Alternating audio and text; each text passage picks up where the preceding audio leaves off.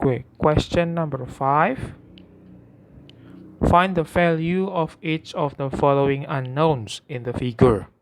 Yeah, in this figure, the unknowns are B and A. So you need to find the value of B and A.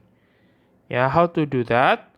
Because this one is a right angle triangle. There are two right angle triangle here, right? This 90 degree and this one also 90 degree. So we will use Pythagoras theorem. Okay, let's try to find the value of A. So here, before we try to find the value of A, we need to know which one is the hypotenuse for the smaller triangle here.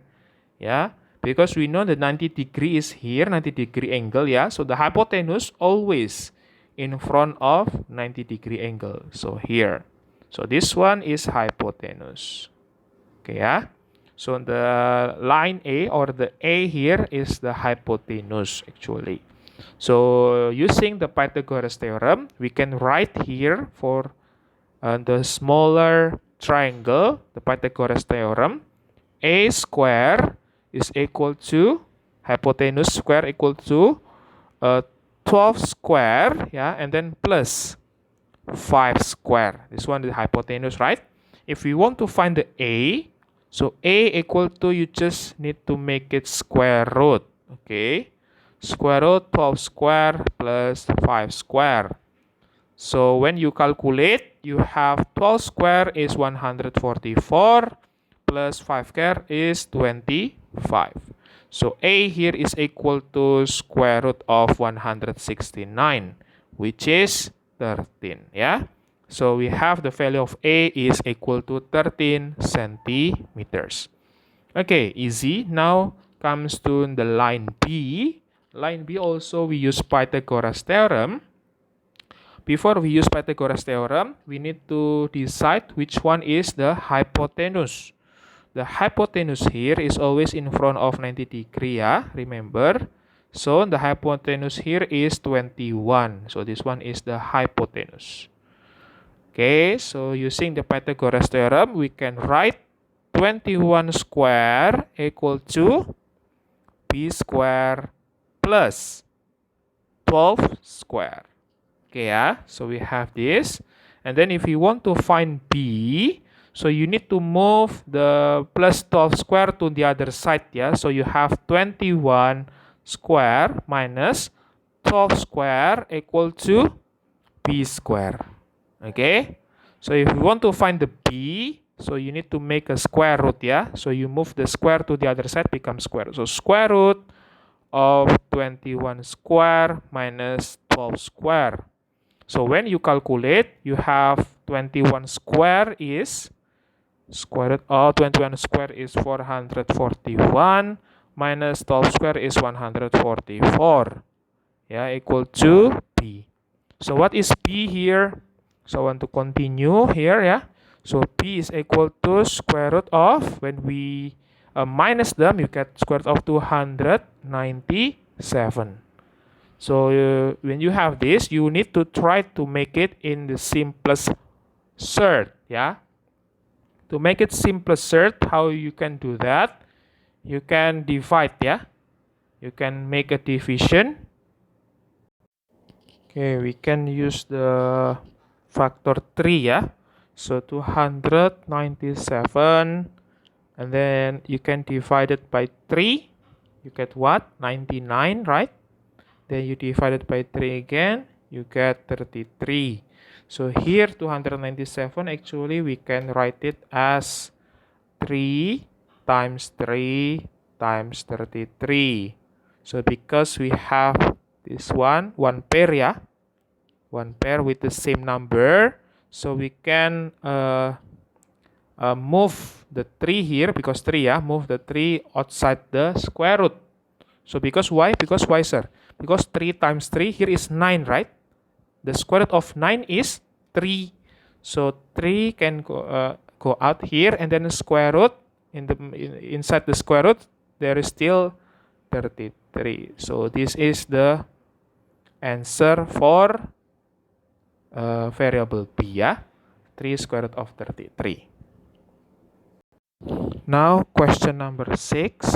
Given that x equal to y plus k squared times y over g times m. Okay, yeah, we have this equation, and then the first question is make y as the subject of formula. Okay, let's focus on the question number 1 first.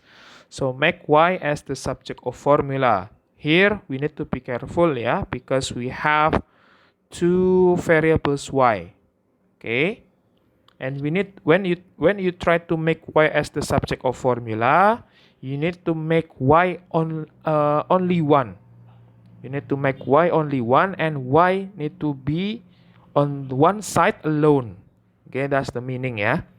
Okay, let's try everyone how to do this. I want to rewrite again the question. Okay, here x equal to y plus k square y over gm. Okay, so because we have fraction, fractional algebraic, yeah, so when you have fraction, so you need to make denominator the same. Okay, yeah. So here I want to write again x equal to y and then plus k square y over gm. So to make denominator the same, I want to multiply, yeah. I want to multiply here divided by gm, but we also multiply here by gm on the numerator, so that the denominator now the same, yeah, gm. Okay, now here we can make it one fraction only, yeah. So we can write gm here because the denominator already the same. So on the top we can write y times g times m plus k square times y. Okay. Alright, and after this we can move the gm on the bottom here to the left side. So we have x times gm, x times g times m, yeah, equal to y gm plus k square y. Now this is a very crucial step, because in this step you need to factorize, yeah. If be careful, you have still two y's. Okay, you need to make it only one. How to do that? You can factorize actually. So I want to rewrite first. Okay, xgm equal to, now you factorize. You make it y here. You pull out the y, yeah, and then bracket. The rest is just gm plus k square like this. Okay. So this is a very important step. Yeah. Okay, and then next. Next, after this, we want to make y as the subject of formula. So we need to make y alone, yeah. So here on the bracket, we don't have any y anymore. Yeah, we don't have y anymore. So we just move on the bracket here, gm plus k squared to the left side, yeah. So we have y equal to xgm over gm plus k square. So remember, yeah, like this. Now we have finished make y as the subject of formula, yeah. So remember, the crucial step, the important step is in here when you try to factorize, yeah, to make y only one. Okay, now in the second part, still question number 6 here.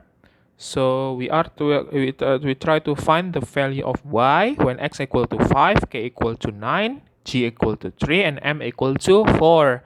So from the previous question, we have the y as the subject of formula, right? So I want to rewrite again, y equal to x times g times m over g times m plus k squared. So in the second question is relatively easy because you just need to substitute, yeah, the variables here. For example, x here we substitute to 5, and then times g we substitute to 3, times m become 4. Okay, and then over g we have 3, and then times m 4, and then plus k square, which is 9 square. Okay, so what we have here, 5 times 3 times 4, we have 60, correct? Yes. And then over 3 times 4 is 12 plus 81. Okay, and then what we have? So 60 over 93. We can simplify, yeah? Divided by 3, so we have 20 over 31. So this is the answer for part 2. Okay, question number 7, the last question. If c square plus d square equal to 20 and cd equal to minus 10, find the value of c minus d square. And then the second one, 3c plus 3d square. Okay, to do this one, we need to be able to expand, yeah? So c minus d square. Okay, let's expand this one first. C minus D square, yeah?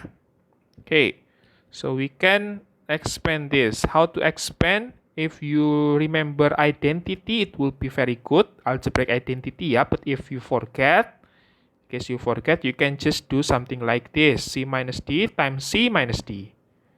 Yeah, because we have C minus D square, right? So we can multiply. C times C is C square. And then C times minus D is minus CD. And then minus D times C is minus CD also. And then minus D times minus D, we have plus. Yeah, because minus times minus is plus, plus D square. Okay.